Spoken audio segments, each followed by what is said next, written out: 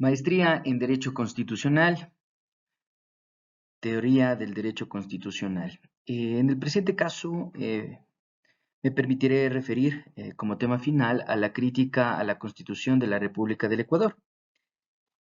En ese sentido, hago referencia a lo que ha indicado Pablo Andrade, que ha denominado en este caso al momento republicano que vivió el Ecuador en el año 2008 con la nueva constitución como ese momento republicano en una búsqueda colectiva de sentido. Esto hacía referencia por cuanto el país vivía una crisis social enmarcada sobre todo a través de golpes de estados, a través de desfalcos económicos, a través de una constitución netamente formalista y obviamente que obedecía en este caso a personas enraizadas en el poder. Obviamente hablamos de un poder político, un poder económico, y por ello obviamente que estaba conformado o tuvo mucha parte o participación dentro de un Estado. En ese sentido, aparece lógicamente una revolución denominada Revolución Ciudadana, y en base a ello, pues se configura o se trata de configurar un nuevo Estado de izquierda denominado socialista, y obviamente a través de dos puntos importantes. El primero, a través de una ideología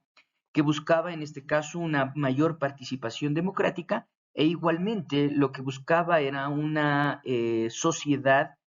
más igualitaria y sobre todo que fue enmarcada a través de un partido político que tenía gran relevancia en ese momento y obviamente a través de una participación presidencial importante. De ahí nace nuestra constitución del 2008 y obviamente más que haber habido un cambio ideológico como tal o un estudio argumentativo jurídico, lo que hubo es un cambio eh, estructural en el sentido de que se buscaba garantías o derechos que permitan tener una sociedad más justa. Igualmente, sobre ello, al momento que nace esta nueva constitución, aparecen, ¿no?, varias representaciones que me permitiré en este caso criticar. Primero, me voy a referir a los tratadistas Roberto Gargarella y Christian Curtis en su obra El nuevo constitucionalismo latinoamericano, promesas e interrogantes. ¿Por qué he tomado como referencia este postulado o este libro? En el sentido que establece cómo reconocer a nuestra Constitución desde un punto de vista dogmático y también desde un punto de vista orgánico. El punto de vista dogmático tiene que ver con el listado de derechos fundamentales que se crearon a partir de esa constitución y obviamente se cambió de una constitución formal a una constitución netamente garantista de derechos. Y estos derechos los denominaron fundamentales, es decir, en este caso me refiero a la parte dogmática. Para hacer énfasis, obviamente se trató de una constitución que buscaba su funcionalidad en sí mismo, en la dignidad humana, pero obviamente partía desde la concepción de derechos básicos o importantes como el derecho a la vida, pero obviamente enmarcado a través de un derecho del buen vivir. Y esa dignidad, apegada a la dignidad humana, lo que buscaba era trascender, en este caso no únicamente a través de derechos locales, sino a través de derechos consagrados a través transnacionales, ¿no? Conocidos a través de los diferentes reconocimientos y tratados internacionales a los que pertenece nuestro país. A través de esta parte dogmática, lo que se refiere y como relevancia que puedo decir más que crítica es la aparición de los derechos de la naturaleza y por tanto se suma ese buen vivir o suma causai que busca la constitución actual. Obviamente esto se encuentra tanto en el prólogo o en los antecedentes, así como en las partes principales de la constitución y obviamente eso es lo que ha cambiado trascendentalmente nuestra forma o nuestra forma de organización constitucional. Ahora bien, aparece otro momento y el otro momento al que me voy a hacer referencia es al momento de la parte estructural o también llamada orgánica. Esta parte orgánica lo que busca es, en este caso, la organización del Estado ecuatoriano a través de una división de poderes, ¿no? En este caso, igualmente, esta división de poderes que la abra Roberto Gargarella en la parte orgánica, que es la parte de división de poderes, En este caso, toma como referencia lo más importante, la justicia constitucional, pues se le da una gran relevancia a la Corte Constitucional. Si bien es cierto, la Corte Constitucional toma la última palabra en lo que se refiere o lo que refleja las resoluciones constitucionales y son de última decisión, obviamente esta Corte Constitucional pues tiene la gran labor, en este caso, de impartir una justicia constitucional apegada a ciertos principios, sobre todo el de la dignidad, la igualdad, la justicia y sobre todo respetando los derechos consagrados a lo largo de nuestra Constitución. Es decir, aparece la Corte Constitucional como una garantista de estos hechos, inclusive frente a omisiones legislativas o actos del poder público. Es decir, aquí se encuentra la relevancia en la que me permito hablar desde la parte orgánica, es decir, desde la parte estructural del Estado. Ahora bien,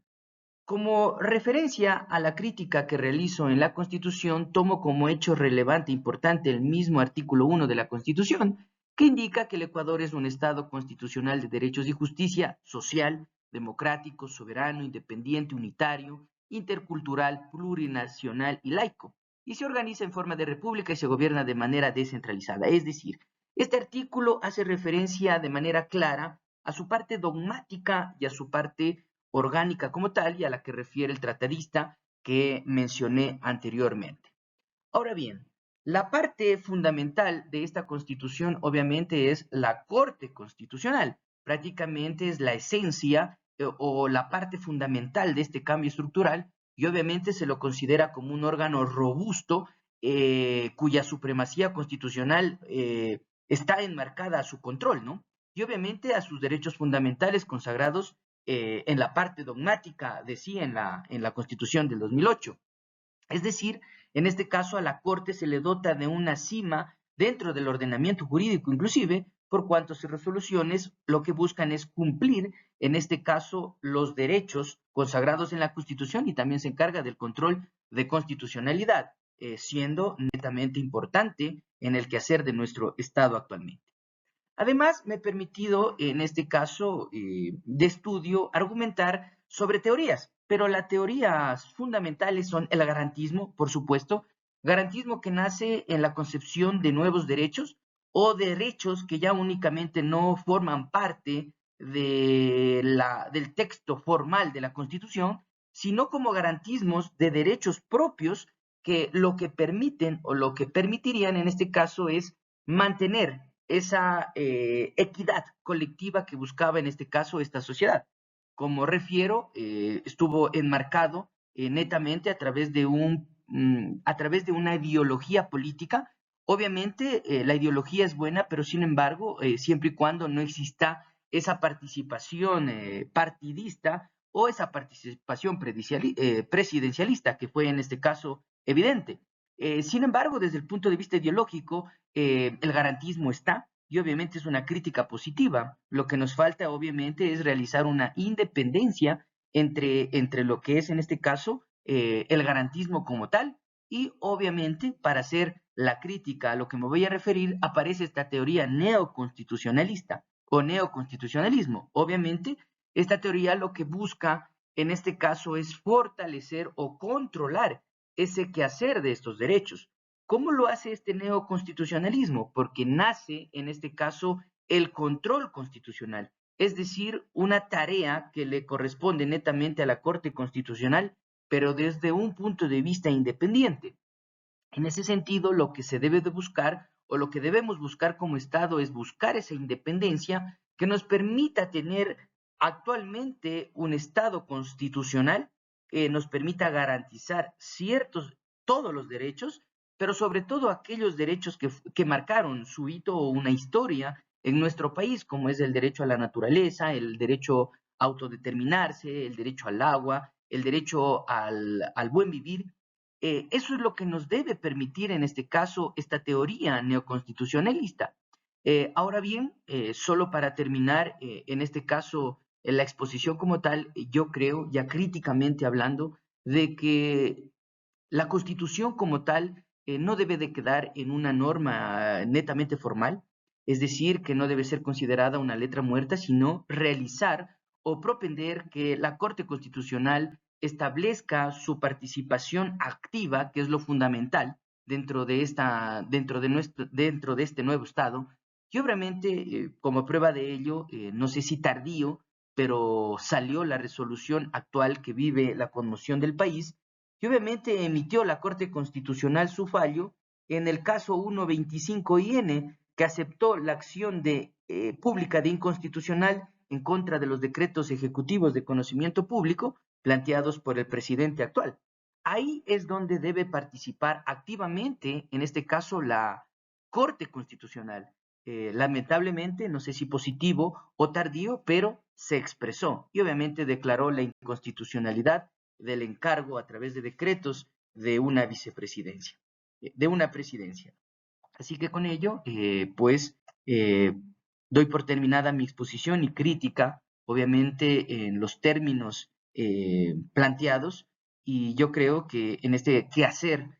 jurídico lo que debemos propender es a marcar que esa ideología sea controlada y obviamente y marcar que ese cambio a través del control constitucional sea importante. Gracias.